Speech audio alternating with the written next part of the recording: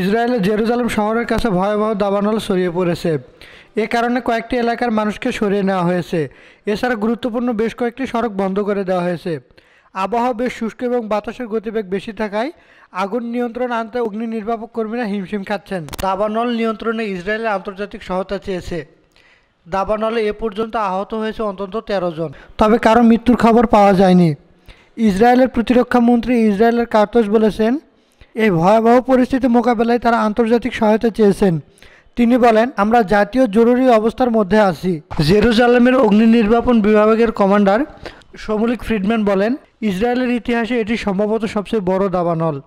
তিনি সতর্ক করে বলেন, কিছু সময়ের মধ্যে ঘন্টায় 60 মাইল বেগের গতিতে বাতাস বইতে পারে, যা পরিস্থিতিকে আরও ভয়াবহ করে তুলতে পারে।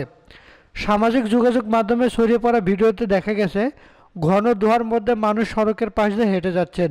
কয়েক ঘন্টা পরে জরুরি সেবাকর্মী মহাসড়কে পরিত্যক্ত অবস্থায় পড়ে থাকা সারি সারি গাড়ি তল্লাশি করে দেখছিলেন ওইসব গাড়ির মধ্যে কেউ আটকে আছে কিনা। বিভিন্ন স্থানে আগুন জ্বলছে জানিয়েছে কর্তৃপক্ষ। দাউ দাউ করে আগুন জ্বলতে থাকে একটি এলাকা হচ্ছে জেরুজালেম থেকে 15 মাইল পশ্চিমে অবস্থিত।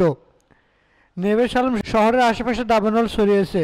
একটি ভিডিওতে দেখা গেছে সড়কের পাশে আগুন জ্বলছে আর ওই সড়কের গাড়ির দীর্ঘ সারি সারি।